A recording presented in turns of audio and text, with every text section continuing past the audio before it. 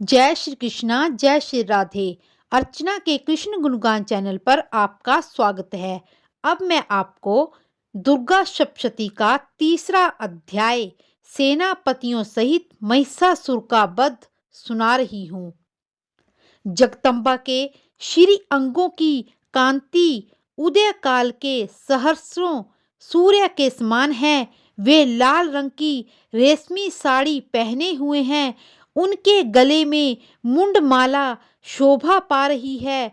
दोनों स्तनों पर चंदन का लेप है। वे अपने कर कमलों में जप मालिका, विद्या और अभय तथा बर नाम की मुद्राएं धारण किए हुए हैं। तीनों नेत्रों से सुशोभित मुखारविंद की बड़ी शोभा हो रही है। उनके मस्तक पर चंद्रमा के साथ ही रत्नमय मुकुट बंधा है तथा वे कमल के आसन पर विराजमान हैं।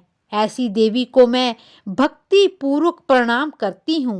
ऋषि कहते हैं, दैत्यों की सेना को इस प्रकार तहस नहस होते देखकर महादैत्य सेनापति चिक्षुर क्रोध में भरकर अंबिका देवी से युद्ध करने के लिए आगे बढ़ा।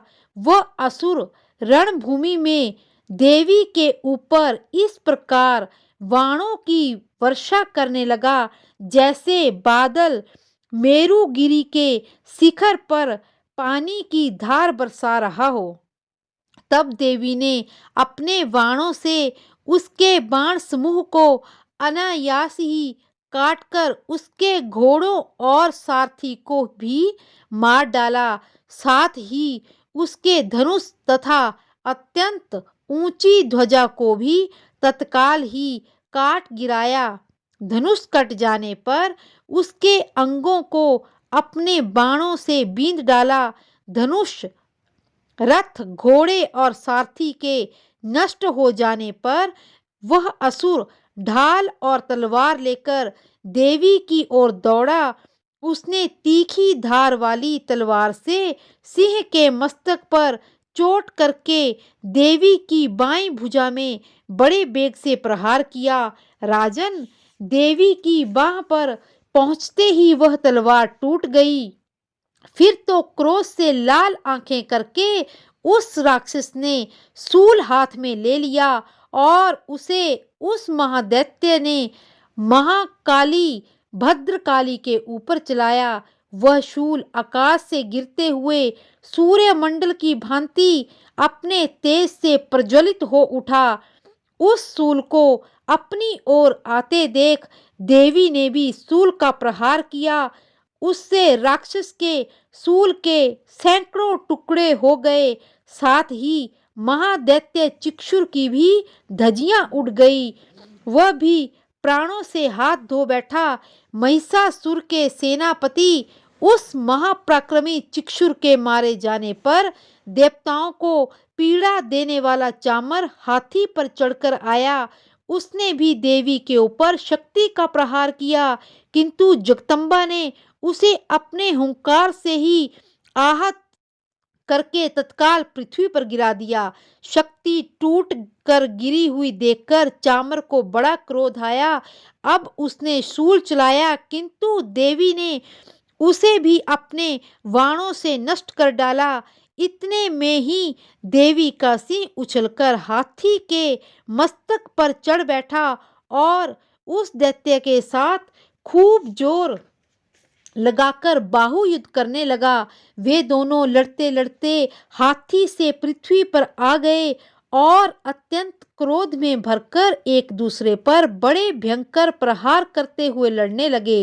तदंतर सिंह बड़े वेग से आकाश की ओर उछला और उधर से चलते समय उसने अपने पंजों की मार से चामर का सिर धड़ से अलग कर दिया और इसी प्रकार उदग्र भी शिला और वृक्ष की मार खाकर रणभूमि में देवी के हाथों मारा गया तथा कराल भी दांतों, मुक्कों और थप्पड़ों की चोट से धराशायी हो गया। क्रोध में भरी हुई देवी ने गदा की चोट से उद्दित का कचूमर निकाल डाला। भिंदी पाल से बाष्कल को तथा बाणों से ताम्र और अंधक को मौत के घाट उतार दिया। 3 नेत्रों वाली परमेश्वरी ने त्रिशूल से उग्रस्य उग्रवीर्य तथा महाहनु नामक दैत्य को मार डाला। तलवार की चोट से विडाल के मस्तक को धड़ से अलग कर गिराया।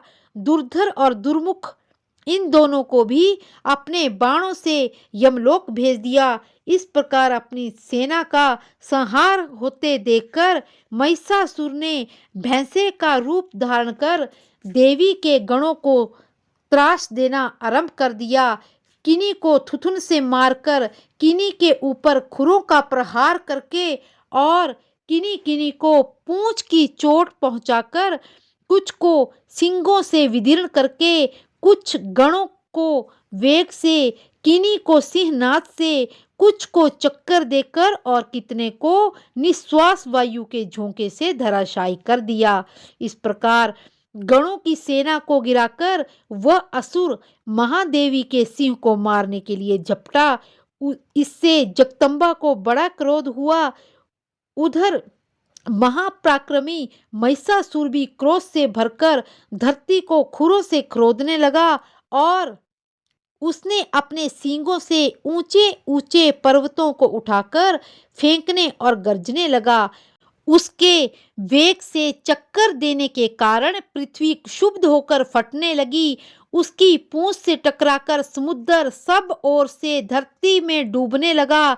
हिलते हुए सींगों के आघात से विदीर्ण होकर बादलों के टुकड़े टुकड़े हो गए। उसके श्वास की प्रचंड वायु के वेग से उड़े हुए सैकड़ों पर्वत आकाश से गिरने लगे। इस प्रकार क्रोध में भरे हुए उस महादैत्य को अपनी ओर आते देख चंडिका ने उसका वध करने का महान क्रोध किया। उन्होंने पाश फेंककर महान असुर को बांध दिया। उस महासंग्राम में बंध जाने पर उसने भैंसे का रूप त्याग दिया और तत्काल सिंह के रूप में प्रकट हो गया। इस अवस्था में जगदम्बा ज्यों ही उसका मस्तक काटने के लिए उद्यत हुई, त्यों ही वह खड्गधारी पुरुष रूप में दिखाई देने लगा।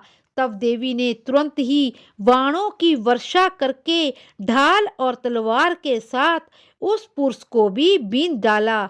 इतने में वह महान गजराज के रूप में प्रकट हो गया तथा अपनी सूंड से देवी के विशाल सिंह को खींचने और गरजने लगा।